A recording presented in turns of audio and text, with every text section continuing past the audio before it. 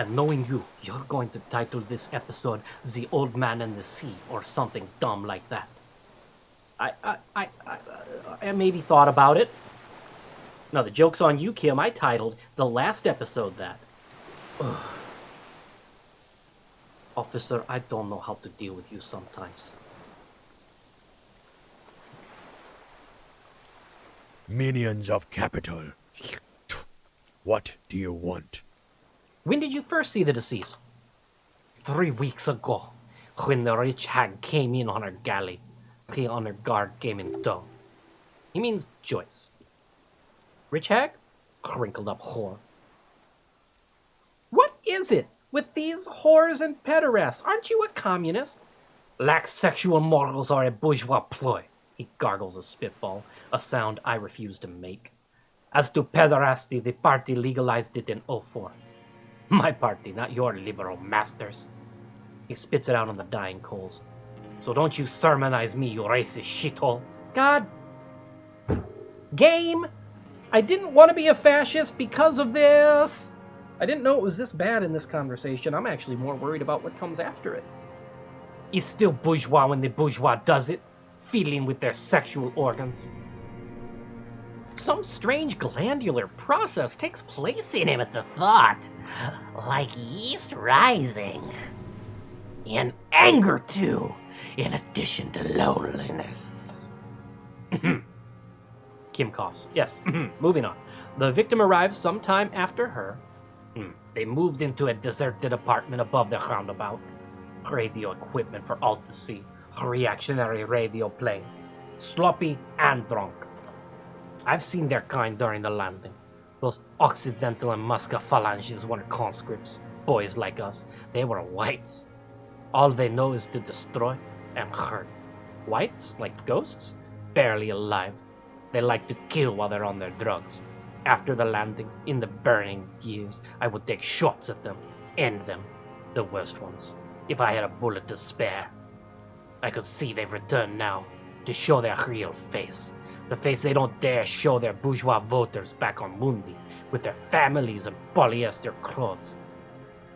I mean, I don't like polyester that much, either, and I try to avoid it, but that's some pretty strong words there.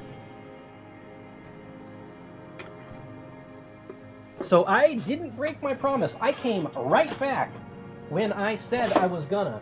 And as a result, I am thirsty. Do I have something nearby? Because I just emptied this pitcher. Aha!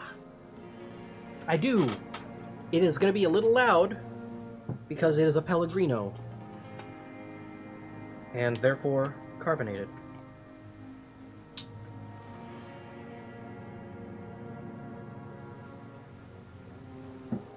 What specifically did you not like about what you saw the night of the murder? Them fucking. I didn't like that. He looks at the charred wood. So you were jealous. Jealousy is a reactionary concept. I didn't like the Reaver enjoying himself, drugged out, soothed in the arms of a woman. I wanted him to die so he could not enjoy life anymore. And I wanted her to see his head explode. That too. She should know better than to hold a child murderer between her thighs. I knew he'd be there for one more second, writhing. That's all it takes for the bullet to reach his head. Now that I think about it, I wasn't aiming for his mouth.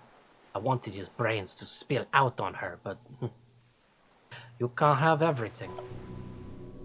Her body sweating from the drugs, slick from cerebral hemorrhage. This man has seen past her like you did. And now he longs to see her covered in blood. To punish her. How long have you been watching her? Since she came to Martinez. I saw her sneaking in the reeds early in the morning behind the Feld building. It was dark, still winter. She didn't have her skimpy outfit on then, just a spot in the night, moving. Past the Feld building on the coast. What was she doing there? Hiding something in the water. She had a fag after she'd done it. In that case, a fag is a cigarette, viewers. Please, that's not a slang term for other things. I was up in the ruins there. She couldn't see me, but I could see her. Smoking. She was nervous, but not scared. And beautiful. If I say that, is it going to coax more out of him? Let's try it. That too, he nods. How could you see what she looked like? You said it was dark. The sun came up. Her hair was like cobwebs. She smoked more fags and snorted a line of whatever shit she was on. Right there. She needed it just to move. What do you think she hid there? Her passport. And tickets to Villiers. And from there, the Kasha broom. In the free state of summoning, hidden away at the edge of the earth, near the Pale. This is the hidden buoy she told us about. You looked into it? After she was gone. Did you keep what was in it? When we found the submersible, it was empty. No, why would I do that? I didn't need tickets to Villiers. I put them back. If I wanted to extort someone, I'd do better. This implies that he's thought about it. Also, a little inconsistency here. He was surprised to hear her name Klasia before. Would he not have seen it on the documents? Of course it doesn't say Klasia. Are you sure we checked the submersible? There was nothing there. Why would I need that trash? I'm not going to Villiers. There it is again. The strange neurological state he was sometimes in, because he looked to the reeds when he was confused. Why is that?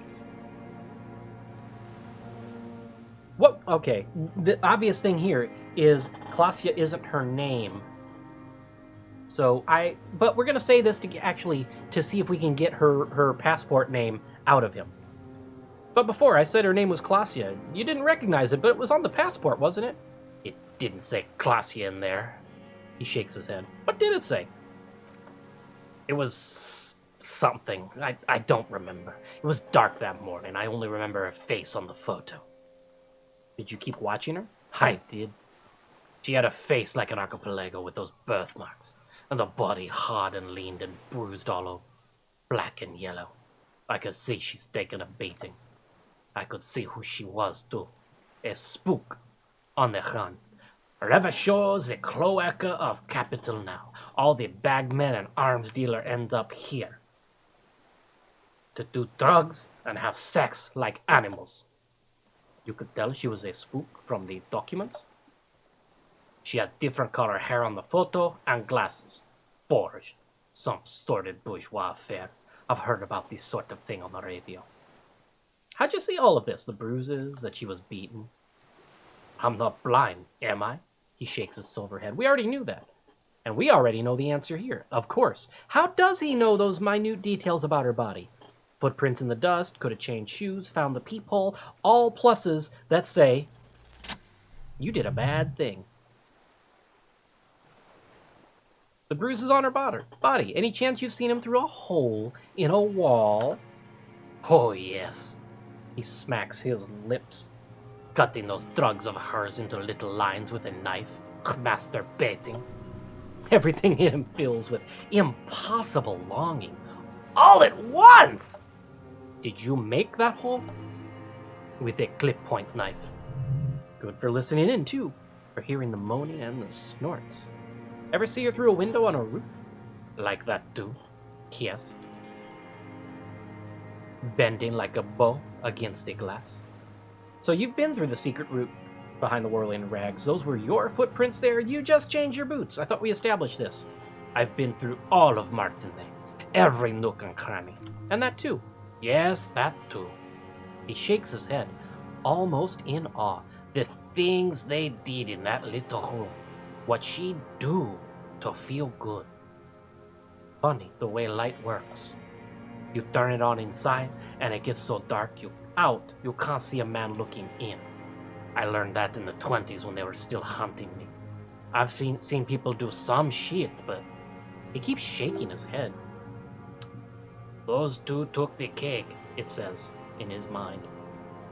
You hear the familiar scribble of Lieutenant's pen. A quick glance at you. One more loose end down. We're doing this, detective. Then at the man. How did you get in there? The hidden pinball workshop? I can just walk in there now. After a good wash. I told you they think I'm an antisocial. closing hour is a good time. The kitchen's empty. You had to open the steel door in the kitchen. How? I got that open a long time ago. Some bourgeois gay merchant lived there, I don't know, 15 years ago. He left spare keys all over, and I took one. Then I saw her turn the light on one night in my scope. He points towards the whirling in rags. And he found use for it. A spare key. Like the one hanging behind the union box window. And you wanted to punish her, so you killed him. She practically breastfed that man. You wouldn't believe the things she let him do to her. He shakes his head and stares at the ashes. You stare at them too. In your mind, her Innocence Day still turns to leave, airport bag in hand, silks flowing in her wake. No, this has nothing to do with that. We're not dwelling. It's no good, Harry. Her voice rings in the evening air. It smells of burning buildings.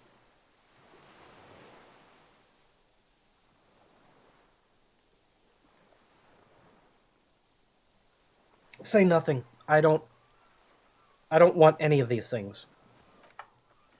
The old man raises his gaze. Something glimmers in the corner of his black eye. A bitter taste on his tongue. You had feelings for that woman. There's nothing to hold on to. Only this.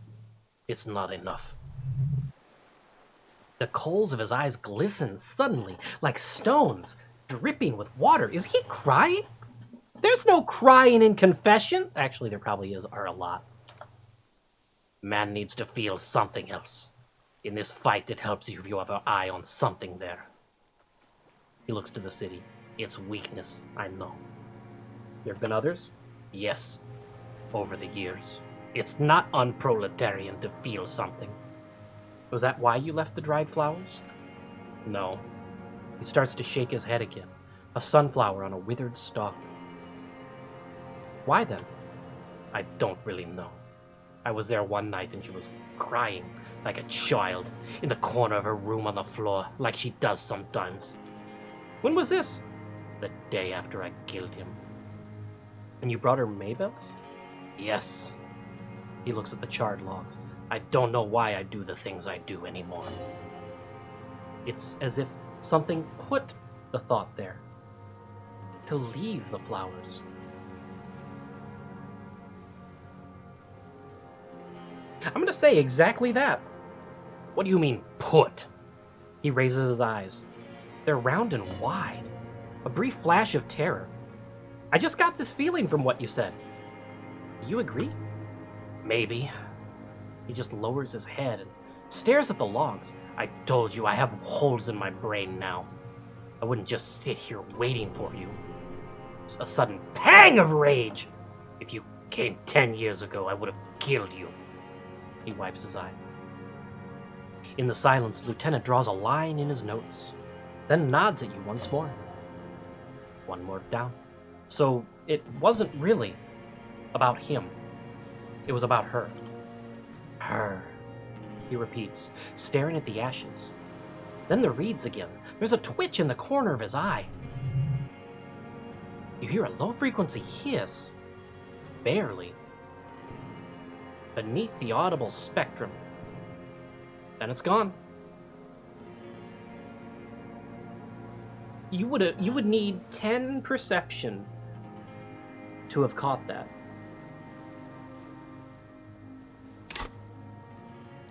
I mean, yeah, we're good. So let me mute for a second, sorry.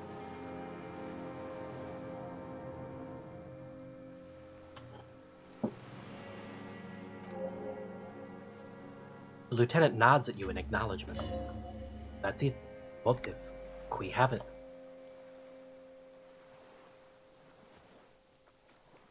The old man looks at you, suddenly remembering something. Where is she? That Klaasje. I haven't seen her there for days.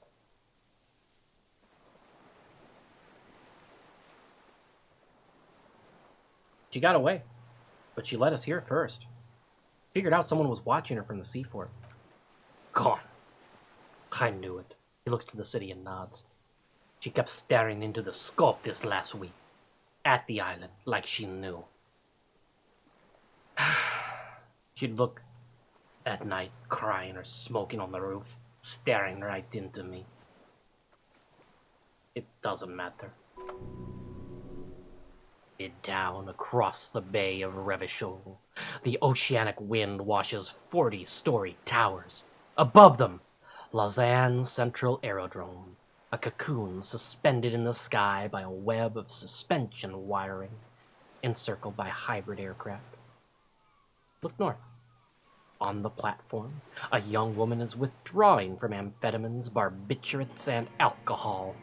Yet she still smiles among the crowd, among the great ghost of the city she's leaving. For another, far south. Smaller, distant, hidden. Not like the great chandelier she sees sparkle in the spring air below her. Streets and towers, tenements and water, and across it a dark strip of ruins barely visible if she didn't squint her eyes. There, on a dilapidated jetty in a nameless village, 2 police officers and 1 special consultant look across a narrow strip of sea. The ruins of a seaport stick out of the water, built by Philippe II, reappropriated by the commune, then lost in the landing. He's there doing what exactly, I don't know. Satellite officer Jean McMaire points at the ruins. Behind that anti-aircraft something. That's why we can't see him.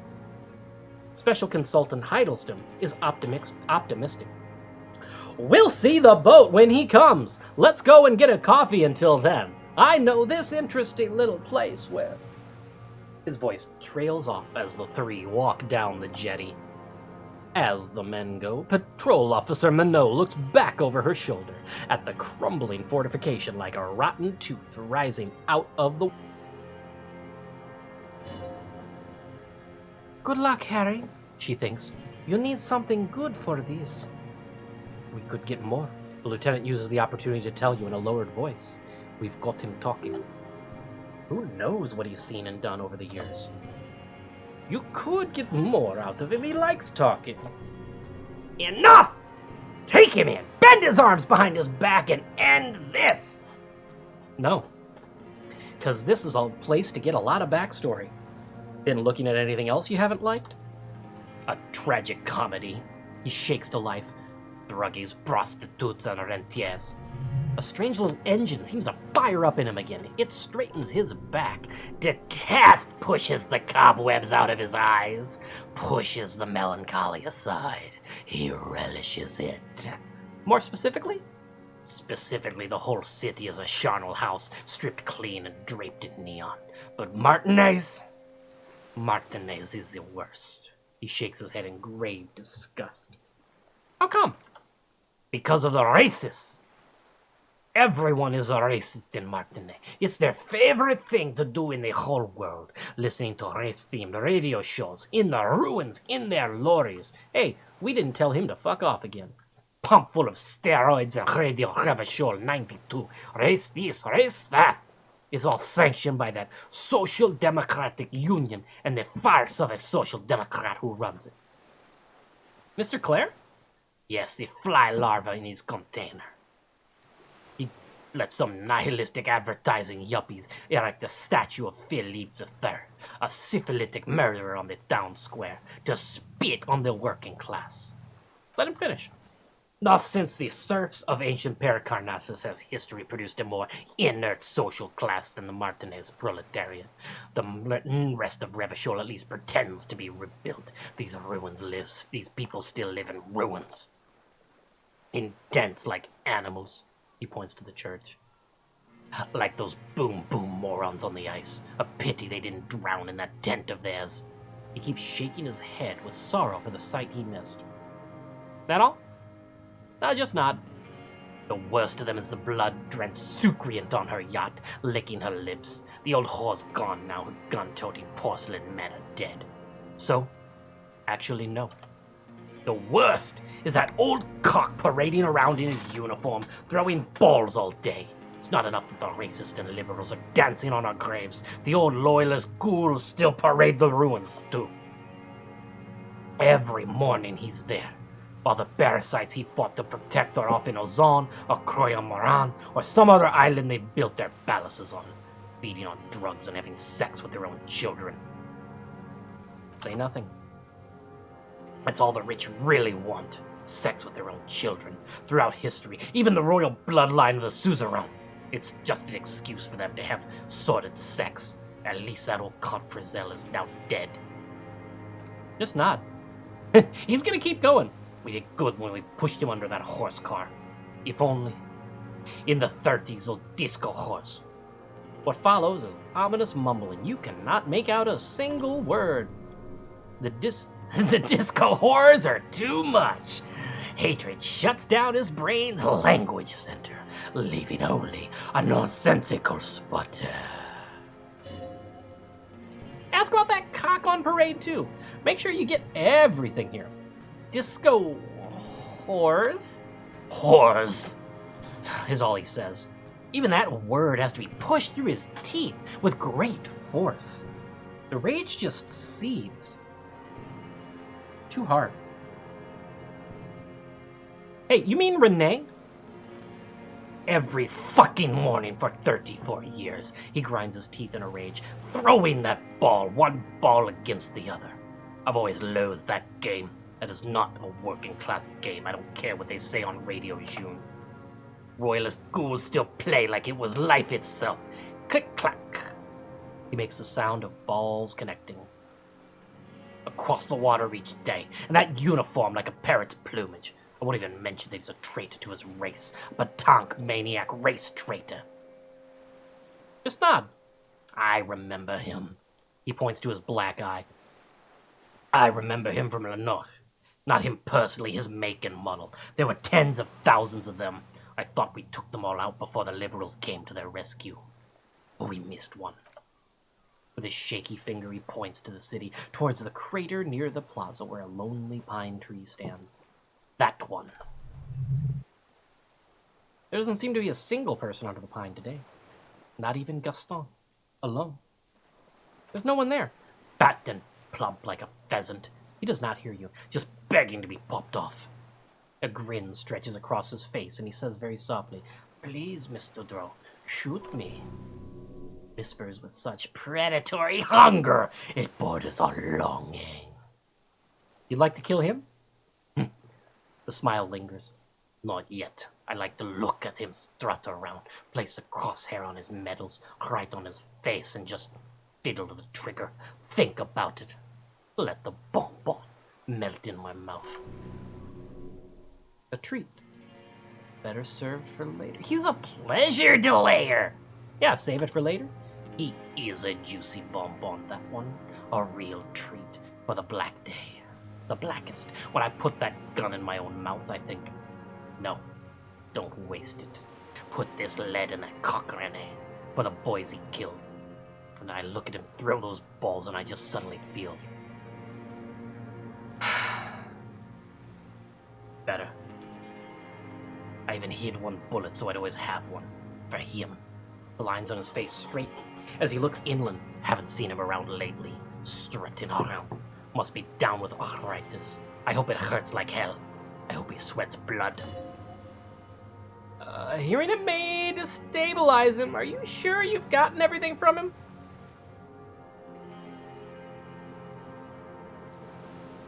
I haven't gotten the Everett Clare story. Tell me something else. Yes, of course. Must be passing a kidney stone. I hope it's excruciating. At least it keeps him from throwing his balls. He seems relieved. Could he have been worried for him? Ah. He reminds him of himself. That same hatred. The same... You try to think of another thing, but no, it's just the hatred. All right, let's talk about that farce of a social democrat. Another hideous disappointment.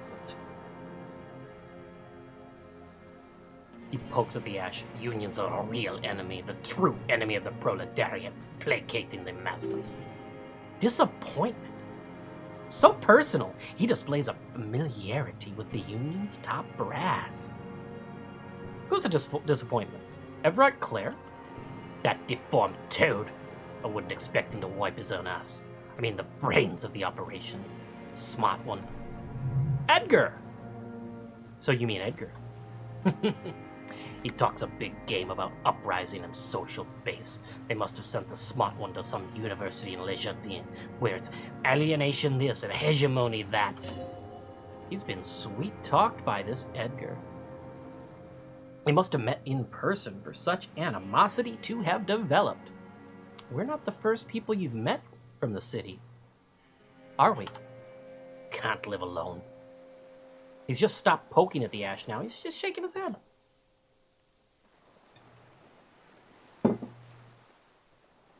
The Clares wouldn't miss a man hidden in their own backyard. Not all this time. Nothing happens in Martinez without them knowing. Of course. Maybe the Clares asked him to don't go straight for the kill. Exhaust everything else first. Soften him up. So we are going to soften him up. Because other reasons. Have you approached them? I haven't approached anyone. I've hid. It was Edgar who came to me. How did he know you were here? He didn't just stumble in like an oaf. He nods to you. He figured it out. Some kids told him about a monster on an island. I told you he has brains. He points to the path leading to the tower. Step right off the boat and walk down where you came. I even kept the door open for him. Thought he was a man of the left who wouldn't rat me out. I was right about one of those things. When was this? 20 years ago. Neither of them could walk now, could they? They were less fat then. That's around the time the Clares came to power. What did you talk about?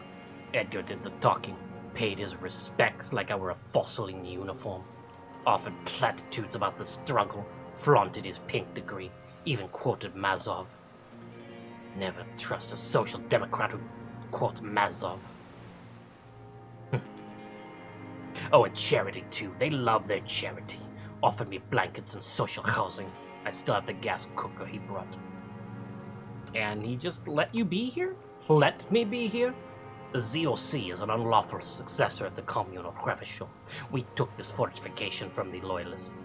Even the Clares understand these. They let him be here. Understanding was a courtesy, but why such a courtesy? Did you kill the mercenary for the Clares?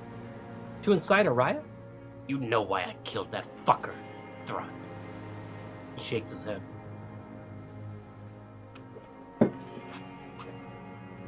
As to Edgar, I'm not doing anything for that swine again. Again? What have you done for Edgar before? Tried teaching him some Mazovian socioeconomics. They didn't stick. We parted ways. Okay. But he didn't do the hangman for them, but he's insinuating something. And there is what we as a player already have figured out. Because we got that +2 for talking to Everard about the previous forewoman.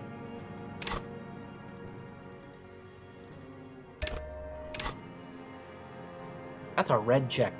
That's going to be rough.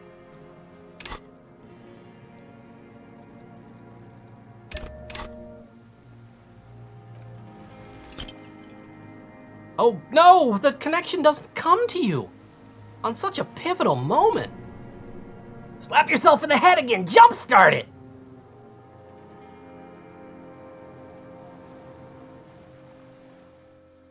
Wait, it was about him meeting Edgar and a deal. By God, are we on the edge? In the very end, and you can't even remember what you're trying to connect, are you? While the murder suspect stares at you with contempt. Kim, what do you think about this deal you made? The lieutenant immediately understands what is happening and turns to the suspect. With Edgar. The death of the Cranel mercenary was only coincidentally beneficial to the Clares. But what about the other people you killed for them? Other people. Like the previous forewoman of the Union. Aha! Thank you, Kim, for drawing a map where we failed. That's it. That's what you weren't connecting yourself. He wags a finger at him. I didn't fight 40 years to end up an informant for the international regime. What happened, happened. still dumb. Your eyes are transfixed on his digit. It's yellow with nicotine. Before, when you asked about the union, he said it was a disappointment. They promised him something political. That only took a 5. But it probably is true. They promised change. And what they delivered was not what you wanted. Look who's up. You're worse off than me. We will have plenty of time to talk about this, Mr. Dro. He does not let him gloat when you're in pre-detention. It takes years in pre-detention. Go ahead. He closes his gap-toothed smile. I've been in solitary confinement my whole life. He's off it. This was not an unmitigated disaster. The lieutenant mitigated it. Just proceed calmly. If we would have made that check, we would have been able to navigate and find out that, yeah, he absolutely did it. And some more about the interaction between the Claires and this man. I'm a little sad we didn't get it, but it's a game. You don't get everything you want. So, okay, so if I back out of this, am I going to see any other options? No. You know, about Renee... Yes, where is he? I hope he doesn't have debilitating arthritis or kidney stones. He can still come out to play with balls and get shot in the head, right? Oh my god, he's even worried for him. Renee is dead.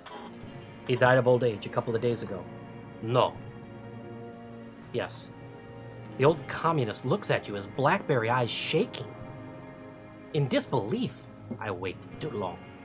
I waited too long, and now he's dead. I'm sorry, Mr. Dro. The lieutenant says softly. I understand you knew him for a long time. They're all dead now. He just shakes his head. Fuck it. If he really wanted to kill him so bad, he would have. There must have been 1,000 black days on those islands. His health ailing. You had 1,000 chances to kill him, but I blew them all. What does it matter now? He's gone. Ancient dust. He reminded him of himself, the same hatred that we're going through again. You cared about him? A little flash of anger. All human beings care about each other. I cared for seeing his head explode. And now...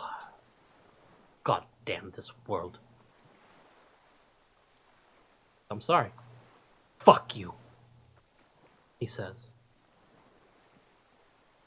The old communard says, staring at the ground, seemingly to the island you're on. You okay to go on? You think I haven't seen people die? It's all I've seen them do. Fuck and die. All the other plans we've had. To love, to colonize the Bale. It's all fucked. He's not okay. This is another black day in a row of black days. Something strange is keeping him together. Making him endure.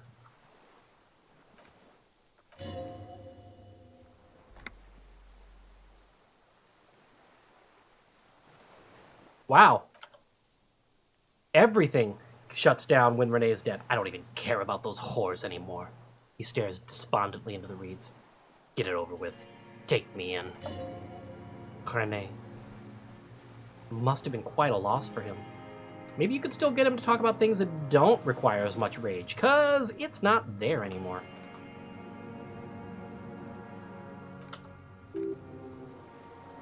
Alright. Let's break out of that. I think we're ready. Yosef Lilyanovich Dro, you're under arrest for the murder of Ellis Kortnauer. What? The old man's eyes fill with sudden, unexpected terror at the words. But you said I would be taken to the... This terror is the sum of all the uncontrollable movements and mood swings he's been exhibiting. The wind picks up. The silence on the water is broken all around you. Little shivers of waves appear. The lieutenant continues, like an incantation. Your wayfarer rights have been suspended. Information provided to the officers on the scene will be used against you by the prosecution. You will be given legal counsel within 1 week and must face court in 44 days. Do you understand? Do you understand? But... Kimmy's afraid. No! I don't want to! I have to stay here! He looks at the reeds, eyes submerged in growing terror. He's a brave man. Why is he unraveling? He's sweating. Beads are forming on his forehead. Pupils are dilated too, eyes getting blacker and blacker. Your confirmation is not required, sir. Now, Kim turns to you. Onto the boat. There that is again. To your north, as it has been since you came to the coast. The reeds whisper, stalks rubbing against each other. But then, in the middle of it, what? Something completely different. It sounds like a bow, very slowly being drawn against the strings of a violin. A very small violin made of reeds and rushes. And then it's gone. Drowned out by the lieutenant's voice. Maybe there is room for 3 on the boat? Hang on, Kim, do you hear that? What? What are you talking about? Is this... The man's voice drowns in a sudden gust of wind. Really, yes? Your skin crawls.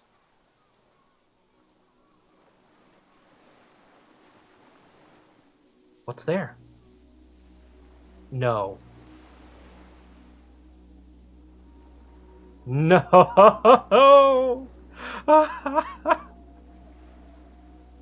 That is huge!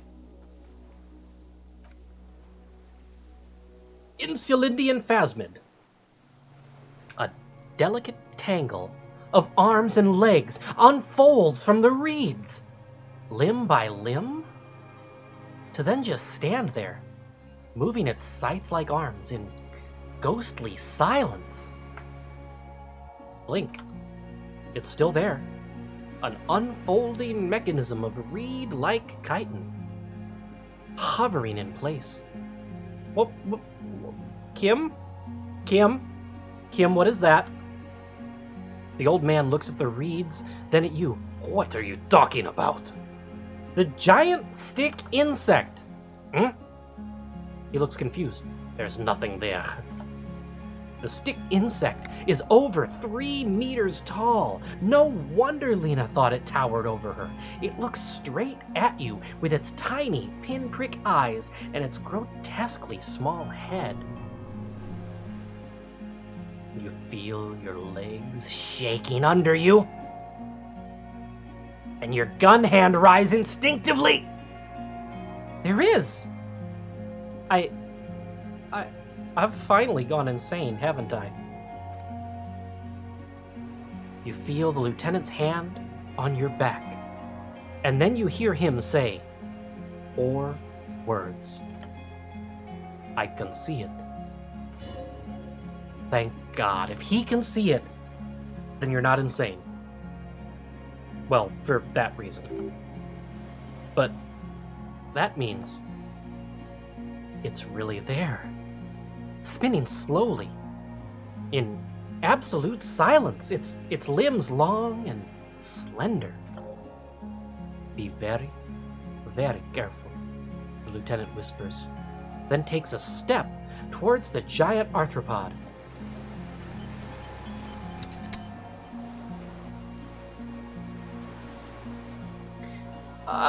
Let's come back to this in a moment, because I've been running continuously for a little bit now. And this is kind of pivotal. I need things to crash as little as possible. Alright, we'll be right back, folks. Kim just casually takes out his notebook and starts reading it while there's a giant stick bug.